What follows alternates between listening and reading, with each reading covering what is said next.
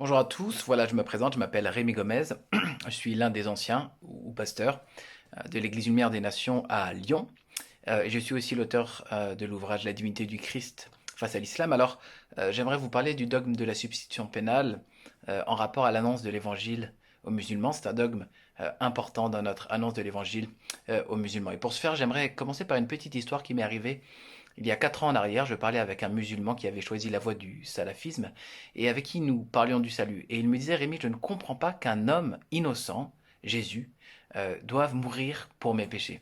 Je ne comprends pas parce que je suis responsable de mes péchés, mais plus que ça, je sais que Allah est très miséricordieux, tout miséricordieux, et qu'il peut agréer le repentir de tout homme sans un intermédiaire. Et il utilisait pour ça un exemple dans le Coran, dans la sourate 2, au verset 37, où Adam semble comme ben voilà, pardonné, gracié par Dieu, sans qu'il y ait de substitut. Le verset dit, puis Adam reçut de son Seigneur des paroles et Allah agréa son repentir, car c'est lui certes le repentant, le miséricordieux. Il me dit, voilà, tu vois Rémi, Allah il est le repentant, le miséricordieux, il n'a pas besoin d'envoyer qui que ce soit d'autre, il est Dieu, il fait ce qu'il veut.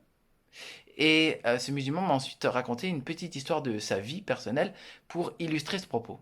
Il m'a dit, lorsque j'étais jeune, je me suis battu au quartier et j'ai frappé un autre jeune homme à l'œil et ce jeune homme a perdu l'usage de son œil. Je suis donc passé devant la juge et la juge a vu deux choses chez moi. Elle a vu que je regrettais profondément et en plus de ça, elle a vu que eh bien, moi et ma famille nous étions très pauvres et ne pouvions pas payer d'amende.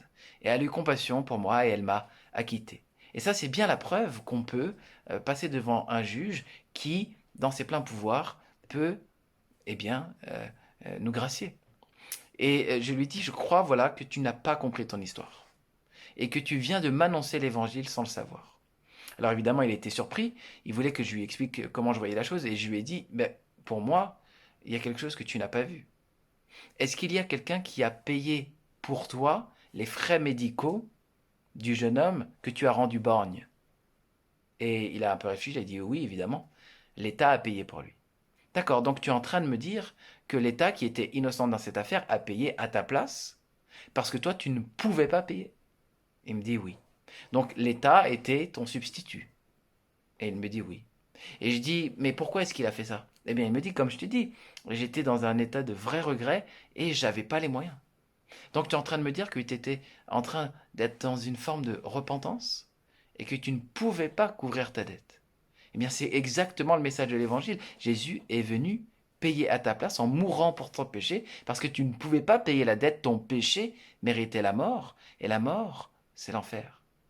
Et Jésus est mort à ta place parce que tu ne pouvais pas payer ton péché pour ton péché et que si tu te repens sincèrement, eh bien lui-même peut être ton substitut. Et voilà que l'annonce de l'évangile s'était faite à un musulman qui, malgré sa théologie coranique, avait vécu dans son expérience quelque chose de la substitution pénale. Et vous savez, dans le Coran, eh bien, il y a ce fondement très important que Dieu est un Dieu de rétribution. Et il y a des versets qui sont assez intéressants à utiliser lorsque nous parlons avec nos amis musulmans. Et par exemple, le verset de la sourate 6 au verset 164 qui dit Personne ne portera le fardeau ou la responsabilité d'autrui. Et c'est une expression en arabe qui est reprise aussi dans un autre verset, selon ces termes. Nul pécheur ne portera les péchés d'autrui. Vous voyez ça dans la sourate 39 au verset 7. Mais c'est exactement la même expression en arabe dans les deux versets qui est wala taziru waziratun wizra ukhra. Et donc, ce petit mot, wizra, c'est le porteur de fardeau, qui est traduit et compris par les musulmans comme le porteur de péché, parce qu'évidemment, le péché est un fardeau qui pèse pour nous. Et donc, lorsque je rentre en dialogue avec mes amis musulmans, mes connaissances musulmans, je garde chevillé au corps le dogme de la substitution pénale, et nous devons aborder cette question du porteur de fardeau. Nous posons évidemment cette question. Jésus lui-même est-il un porteur du fardeau? A-t-il sur lui des péchés? Et la question chez les musulmans est non, puisque le Coran affirme que Jésus n'est pas pécheur et que dans la tradition musulmane, islamique, la sunna non plus. Donc Jésus est dans une autre situation que tous les hommes. Et lorsque nous annonçons le Christ, eh bien, nous annonçons un homme sans péché. Et donc, il peut porter les péchés d'un autre parce que lui-même n'est pas pécheur. Il était innocent de tout mal, comme l'État dans l'affaire de ce jeune homme. Et bien évidemment, cela reprend ce dogme de la substitution pénale qui est bien développé dans Isaïe 53. Nous le savons bien avec la figure du serviteur souffrant qui a été frappé de Dieu et humilié, hein, qui a été chargé de douleur.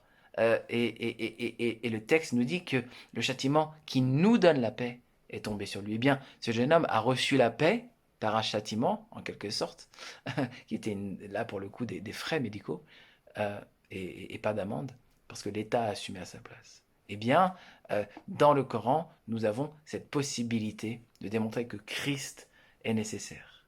Et pédagogiquement, je fais un peu comme Paul faisait. Il était irrité à Athènes de voir toutes ces idoles, mais à un moment donné, il voit cette idole dans laquelle il est marqué à un Dieu inconnu, cette statue à un Dieu inconnu. Il va prêcher ce Dieu inconnu. Il part de la culture helléniste des Grecs, plutôt des Athéniens, quoi, précisément, et il va annoncer aux Athéniens l'évangile. Eh bien, moi, j'aime utiliser des versets du Coran aussi pour le faire, bien que le Coran n'est absolument pas pour moi parole de Dieu, je le dis, et il n'est pas une base doctrinale, mais un moyen par lequel on peut rejoindre les musulmans, et je le fais souvent à partir de la sourate 5 au verset 33, qui dit peut-être les choses les plus terribles pour un esprit occidental.